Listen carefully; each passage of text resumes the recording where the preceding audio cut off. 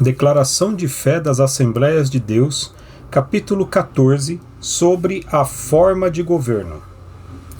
Cremos, professamos e ensinamos que existe hierarquia no céu e na terra e também na igreja, pois todos nós estamos sob autoridade. Todos nós prestamos contas a alguém, a autoridade. O próprio Senhor Jesus Cristo disse: porque eu desci do céu não para fazer a minha vontade, mas a vontade daquele que me enviou. João 6,38. A forma de governo da igreja é bíblica e define quem exerce autoridade no que diz respeito ao serviço do culto coletivo e às questões doutrinárias e administrativas. Nossa estrutura constitui-se de pastores, evangelistas, presbíteros, diáconos e cooperadores, estes últimos identificados também como auxiliares ou trabalhadores de acordo com a região. O termo obreiro é genérico e usamos praticamente para todos os cargos e funções na igreja. Nosso modelo de governo de igreja tem por base as Escrituras Sagradas. Ponto 1. Organização.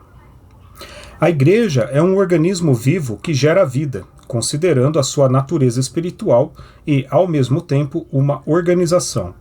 As primeiras comunidades cristãs possuíam estrutura organizacional, ainda que bastante rudimentar. Há inúmeras evidências disso no Novo Testamento. Os discípulos estavam reunidos no cenáculo no dia de Pentecostes e também se reuniam para adoração coletiva. Os apóstolos separaram 7 homens para o diaconato. Paulo e Barnabé, juntamente com as igrejas, constituíram anciãos, e, havendo-lhes por comum consentimento, eleito anciãos em cada cidade. Atos 14, 23. O apóstolo Paulo deixou Tito em Creta para estabelecer presbíteros de cidade em cidade, além de organizar as igrejas. Havia anciãos na igreja de Éfeso. De Mileto mandou a Éfeso chamar os anciãos da igreja, Atos 20, 17, e ainda bispos e diáconos em Filipos. A todos os santos em Cristo Jesus que estão em Filipos, com os bispos e diáconos, Filipenses 1:1. Havia também o que hoje chamaríamos de comissão de ética, para tratar da disciplina eclesiástica, bem como pessoas ou grupos designados para cuidar das finanças e para levantar recursos financeiros para a obra. Os crentes viajavam portando cartas de recomendação. Ponto 2. O ministério da igreja. Ministério é um termo muito abrangente na Bíblia, mas o contexto bíblico diz respeito ao desempenho de um serviço religioso especial, como o dos sacerdotes, o dos profetas e o dos apóstolos. A igreja, como corpo de Cristo, em sua tarefa de cumprir a soberana missão que lhe foi confiada, reconhece que o Espírito Santo de Deus levanta e capacita com dons ministeriais pessoas para os diversos ministérios da igreja. E há diversidade de ministérios, mas o Senhor é o mesmo. 1 Coríntios 12, 5. O Senhor Jesus prepara e capacita os seus escolhidos para a obra do ministério, para a edificação do corpo de Cristo. Efésios 4:12.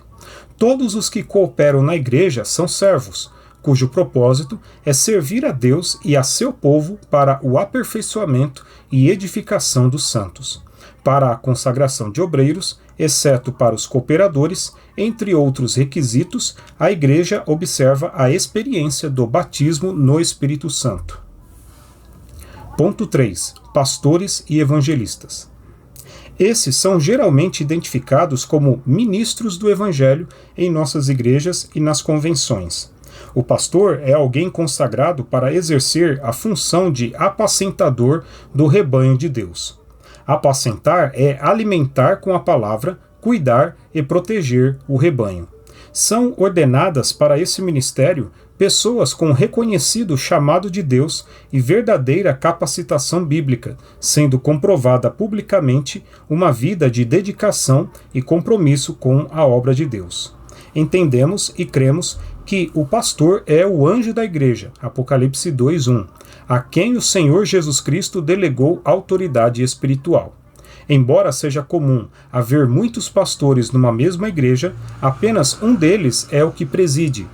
Pastores e evangelistas são indicados por ministérios locais em convenções e ordenados perante a igreja. O pastor-presidente é geralmente indicado por seu antecessor, mas há também eleição por aclamação ou por voto secreto. Tudo depende das normas estatutárias de cada igreja, pois sua autoridade espiritual e administrativa é interna.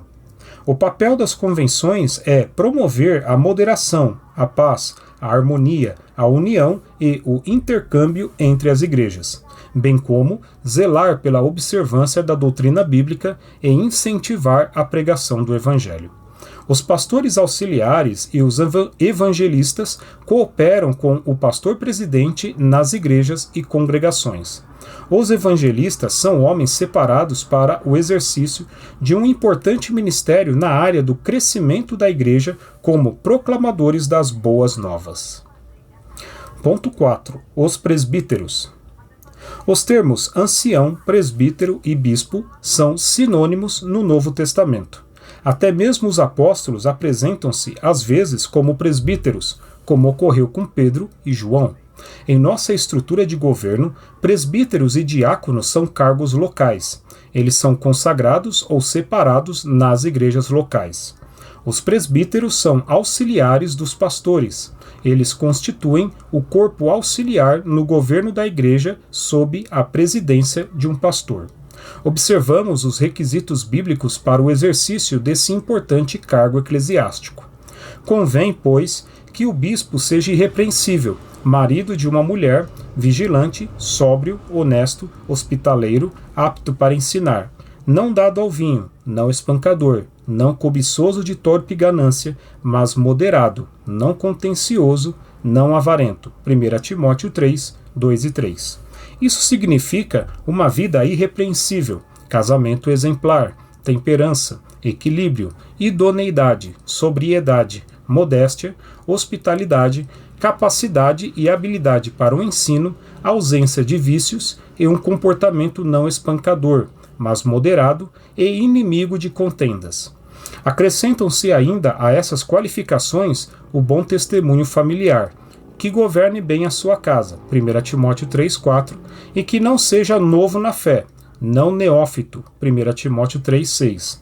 Além de bom testemunho vindo dos não crentes, também que tenha bom testemunho dos que estão de fora, 1 Timóteo 3,7. O exercício do presbiterato exige experiência espiritual e convivência cristã.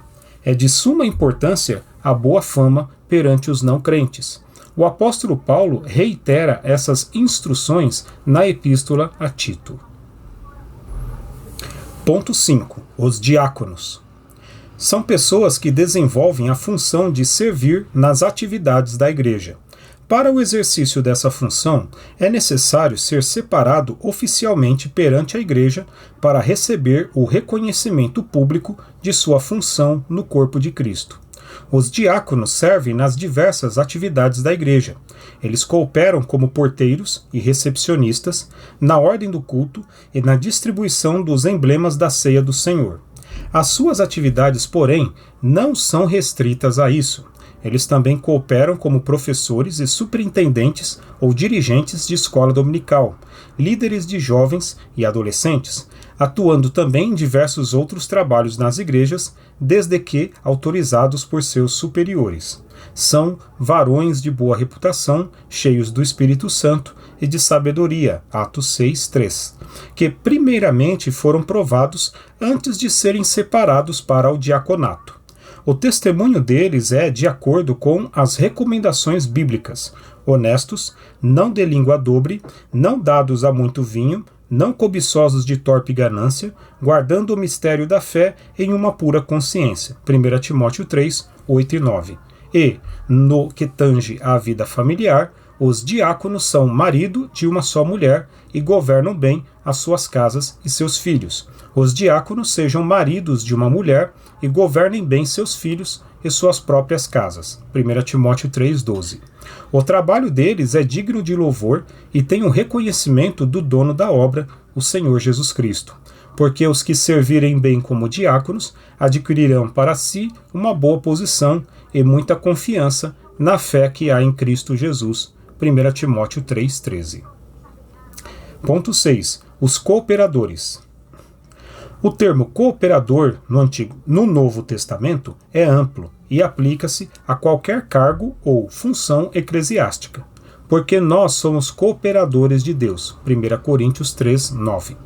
João Marcos, também conhecido apenas como Marcos, autor humano do evangelho que leva o seu nome, que serviu como assistente de Paulo e Barnabé durante a primeira viagem missionária, é chamado de cooperador. E, chegados a Salamina, anunciavam a palavra de Deus nas sinagogas dos judeus, e tinham também a João como cooperador. Atos 13:5. Os cooperadores são apresentados em reuniões apropriadas da igreja. Em muitos lugares, eles são chamados auxiliares ou trabalhadores. São convertidos a Cristo Jesus, que se colocam à disposição do ministério local para atuar na sua obra, atendendo voluntariamente nas atividades eclesiásticas, sem estarem limitados às rotinas de uma só função.